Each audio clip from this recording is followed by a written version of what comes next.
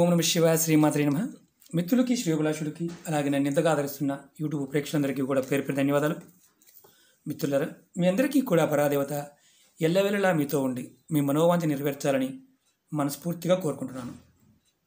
చాలామంది మిత్రులు మెయిల్స్లోను కామెంట్స్లోనూ గురువుగారు ఆర్థిక సమస్యలతో సతమతమైపోతున్నాం, ఖర్చు చాలా అధికంగా ఉంది, అప్పులు తీర్చలేకపోతున్నాం, బ్యాంకు లోన్లు, క్రెడిట్ కార్డు లోన్లు, వాటి మీద తీసుకున్న డబ్బులు కట్టలేకపోతున్నాం, ఇబ్బంది పడుతూనే ఉన్నాం, మానసికంగా మనసు ఒక దగ్గర ఉండటం లేదు, భయం వేస్తుంది డబ్బుల విషయంలో, అలాగే ఏం చేయాలో అర్థం కావడం లేదు, కుటుంబంలో భార్యతో అలాగే కుటుంబ సభ్యులతో ఆర్థికమైన విషయాల మీద గొడవలు అవుతున్నాయి.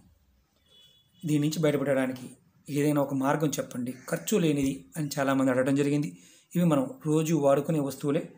ఈ వస్తువుల గురించి చాలా ఉపాయాలు మనకి తంత్రగ్రంథాల్లో ఉన్నాయి. వాటిని మనం పరిపూర్ణమైన నమ్మకంతో, విశ్వాసంతో మనం ఆచరించినప్పుడు వాటి యొక్క ఫలితాన్ని మనం పొందగలుగుతాం. ఆ పదార్థంలో ఉన్న శక్తి మనలో ఉన్న శక్తి ఒకటైనప్పుడు, అంటే ఆ పదార్థం ఉన్న ఆ సమయంలో చేసినప్పుడు ఆ శక్తి మన ఆత్మశక్తికి ప్రేరణ కలిగిస్తుంది. ఆ ప్రేరణ ద్వారా మనం సరైన నిర్ణయాలు తీసుకుంటాం. మన మనసు, బుద్ధి అద్భుతంగా పనిచేస్తాయి. దానివల్ల సమయానుకూలంగా సరైన నిర్ణయాలు తీసుకోవడానికి అవకాశం ఉంటుంది. ఈ పదార్థం చేయటం వల్ల కలిగే లాభాలు, ఈ పదార్థంలో ఉండే శక్తి, అలాగే ఎవరు చేయాలి, ఏ విధంగా చేయాలి, ఎప్పుడు చేయాలి అని మీకు వివరిస్తాను. నియమ నిబంధనలు కూడా తెలియచేస్తాను. ఈ ఉపాయాన్ని ఆర్థిక సమస్యల నుంచి బయటపడడానికి, మళ్ళీ చెప్తున్నాను, ఆర్థిక సమస్యల నుంచి బయటపడడానికి, అలాగే అధిక ఖర్చుల నుంచి రక్షణ పొందడానికి, అంటే ఖర్చులు అధికంగా పెడుతూ ఉంటే వాటిని తగ్గించుకోవడానికి, అప్పులు తీర్చలేకపోవడం లాంటి సంఘటనలు ఉండడం వల్ల అప్పు కట్టలేకపోవడం, కట్టాలనుకున్న డబ్బులు వేరే వాటికి ఖర్చు అవడం, అలాంటి వాటి నుంచి బయటపడడానికి, అలాగే బ్యాంకు లోన్లు, క్రెడిట్ కార్డులో లోన్స్, వీటి నుంచి మనం బయటపడడానికి ఈ ఉపాయం. ఇది ఆడవారైన మగవారైనా చేయవచ్చు. అలాగే ఈ ఉపాయాన్ని పరిపూర్ణమైన నమ్మకంతో, విశ్వాసంతో చేయాలి. నమ్మకం లేనివారు వీటిని చేయవద్దు. ఎందుకంటే తాంత్రిక ఉపాయాలు ఇవన్నీ కూడా మన పెద్దలు, ఋషులు, సిద్ధాంతులు, అలాగే రావణుడు చెప్పిన రావణ సహిత, అలాగే అరుణ సహిత, ఇలాంటి చాలా పుస్తకాలు ఉన్నాయి. వాటిల్లో వీటి వివరణ చాలా అద్భుతంగా, మనం ఎలా బాగుపడాలి, ఏ విధంగా చేస్తే బాగుపడతాము, ఏ విధంగా మన మీద పనిచేస్తున్న గ్రహ ప్రభావాన్ని తగ్గించుకోవాలి, వాళ్ళు చాలా వివరంగా చూడడం జరిగింది. పదార్థానికి ఉన్న శక్తి మనం పూజకు వాడుతూ ఉంటాం, ఆహారంగా వాడుతూ ఉంటాం. దానిలో ఒక అద్భుతమైన దివ్యమైన శక్తి దాగి ఉంది. దాన్ని ఒక్కొక్క సమయంలో దాని శక్తి చాలా అధికంగా పనిచేస్తుంది. కాబట్టి ఆ పదార్థాన్ని, మనం తీసుకుంటున్న ఆహారాన్ని, అన్నిటిని కూడా మన చుట్టూ ఉన్న వాతావరణాన్ని, మన చుట్టూ మనం ఏదైతే ఉపయోగించుకుంటున్న దాన్ని కూడా కృతజ్ఞతాభావం కలిగి ఉండాలి. ప్రతి దానిలో కూడా దైవత్వం ఉంటుంది, మనలో దైవత్వం ఉంటుంది, మనందరిలో కూడా దేవుడు ఉంటాడు. కానీ మనం అది పట్టుకోవడానికి మన చుట్టూ ఉన్న ఏదైతే తెలుసుకుని, అంటే ఇది నాది అనుకునే భావంతో ఉంటాం కాబట్టి త్వరగా పట్టుకోలేం. కానీ వీటి ద్వారా చేయటం వల్ల, భగవంతుణ్ణి నిత్యం ఆరాధించడం వల్ల ఆ సమస్య నుంచి బయటపడతాం. ఈ ఉపాయాన్ని శుక్రవారం నాడు చేయాలి. శుక్రవారం ఉదయం 5 నుంచి సాయంత్రం 5 లోపు మాత్రమే చేయాలి. అంతేకాని తర్వాత చేయకూడదు, 5కు ముందు కూడా చేయకూడదు.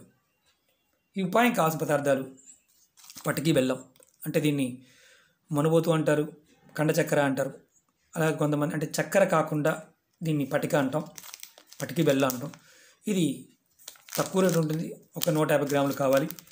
ఒక 100 గ్రాములు వచ్చేసి ఇది 10 రూపాయలు ఉంది. బియ్యం, మనం వాడుకునే బియ్యం, మన ఇంట్లో ఉన్న బియ్యమే.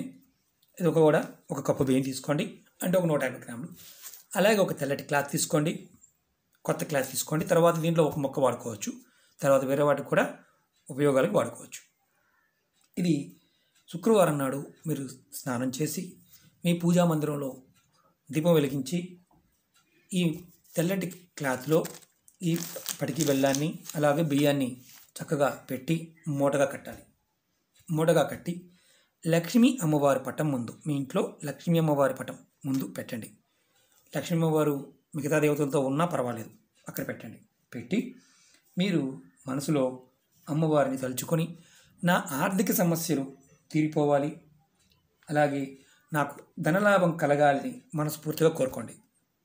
తర్వాత ఈ మూటను తీసుకువెళ్ళి మీరు పూజ అయిపోయిన తర్వాత, కోరుకున్న తర్వాత ఈ మూటను తీసుకువెళ్ళి ఎక్కడైనా సరే పారే నీళ్ళల్లో, అంటే కాలువలో కానీ నదిలో కానీ, చెరువులు ఉన్నాయనుకోండి, చెరువులు అలుగులు ఉంటాయి, అలాంటి వాటిలో వేయండి. లేదా మీరు సముద్రం ఉందండి, సముద్రంలో వేయవచ్చు అని అడుగుతూ ఉంటారు. సముద్రంలో వేయవద్దు, అలాగే బావిల్లో వేయవద్దు, మురుగు కాలంలో వేయవద్దు. వేస్తే ఎటువంటి ఫలితము రాదు. ఇది నెలకొక్కసారి చేయండి. ఇలా చేయటం వల్ల మీరు ఎలాంటి సమస్య, అంటే మామూలుగా అతి భయంకరమైన సమస్య అనుకుంటున్న సమస్య నుంచి కూడా బయటపడతారు. ఆర్థిక సమస్య నుంచి ధనలాభం కలుగుతుంది. అప్పులు తీర్చలేకుండా ఉంటే అప్పులు తీరడానికి మార్గాలు కనిపిస్తాయి. అలాగే మీ క్రెడిట్ కార్డు, బ్యాంక్ లోన్స్ లాంటివి తీర్చగలుగుతారు. ఖర్చులు మీ ఆధీనంలోకి వస్తాయి. అసలు మరి ఇందుట్లో ఉన్న శక్తి అని చెప్తాను. ఎంత తెల్లగానే ఉన్నాయి కదా.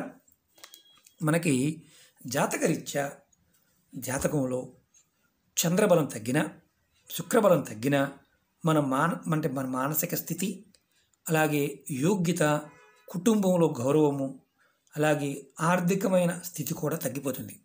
కాబట్టి ఈ పదార్థంలో చంద్రుడికి సంబంధించిన పదార్థాలు, అలాగే శుక్రుడికి సంబంధించిన పదార్థం కాబట్టి దీన్ని నదిలో వదలడం వల్ల కలిగే లాభం ఏంటంటే, పంచభూతాల్లో అగ్ని కానీ, నీరు కానీ, భూమి కానీ, వాయువు, ఆకాశం, వీటికి మనలో ఉన్న దోషాలని తగ్గించగలిగే శక్తి ఉంటుంది. మనం విధి విధానంగా ఈ 5 భూతాల్లో, ఈ 5ట్లో దేన్నైనా సరే సాధన చేసినప్పుడు, ఒకటి సహాయం చేయటం మొదలు పెడితే మన పూర్వకర్మల్లో ఉన్న శాపాలు, పాపాలు, గ్రహస్థితుల్లో ఉన్న ఇబ్బందులు కూడా మనకి అనుకూలంగా మారడానికి అవకాశం ఉంటుంది. ఇది ఈ ఒక్క ఉపాయానికే కాదు, మనం ఆహారంగా వాడుతూ ఉంటాం, అలాగే నిత్య జీవితంలో మెడిసిన్గా వాడుతూ ఉంటాం, రక్షణకి వాడుతూ ఉంటాం. ప్రతిదాన్ని కూడా ఈ పదార్థాన్ని వాడుకుంటూ ఉంటాం. మనం దేన్ని వాడుకున్నా, ఏ పదార్థాన్ని, మొక్క, చెట్టు, పువ్వు, ప్రతిదాని మీద కృతజ్ఞతాభావం కలిగి ఉండాలి. మనలో ఉన్న దివ్యమైన శక్తి, ఆ పదార్థంలో ఉన్న దివ్యమైన శక్తి ఏకమైనప్పుడు అది మనకు సహాయం చేస్తుంది. ప్రాకృతికమైన ప్రేరణ కలుగుతుంది. ఆ ప్రేరణ వల్ల మనం ఏదైతే సమస్యలు ఉంటాయో ఆ సమస్యల నుంచి బయటపడతాం. ఇవన్నీ నేను విడమరి చెప్పడానికి గల కారణం ఏంటంటే, మన సనాతన ధర్మంలో ఋషులు, సిద్ధులు, యోగులు, పుణ్యపురుషులు అనుభవపూర్వకంగా ఎంతోమంది అద్భుతమైన జీవన విధానాన్ని ఆయుర్వేదంతో పాటు మనకి ఎన్నో తంత్ర, మంత్ర, యంత్ర ఇలాంటివన్నీ ఎవరు ఓపికకి వారు చేయడానికి చాలా చెప్పడం జరిగింది పరిశోధన ద్వారా. అలాగే మనం ఇంకొకటి గుర్తుంచుకోవాల్సింది ఏంటంటే, నిత్యము కూడా మన కులదైవాన్ని కానీ, మన ఇష్టదైవాన్ని కానీ ఏమి చేసినా చేయకపోయినా ప్రతిరోజు మనం స్నానం చేసిన తర్వాత ఎలాంటి స్థితిలో ఉన్నా మనం మనసులో మననం చేస్తూ ఉంటే పూర్వకర్మలు తొలుగుతాయి. ఇది గుర్తుంచుకోండి. ప్రయత్నపూర్వకంగా చేయండి, అదృష్టవంతులు కండి. ఇది మీకు ఈ వీడియో నచ్చినట్టు లైక్ చేయండి, నా ఛానల్ సబ్స్క్రైబ్ చేసుకోండి, గంట సింబల్ యాక్టివేట్ చేసుకోండి, 10 మంది మిత్రులకు షేర్ చేయండి. ఓం నమః శివాయ. శ్రీమాత్రే నమః.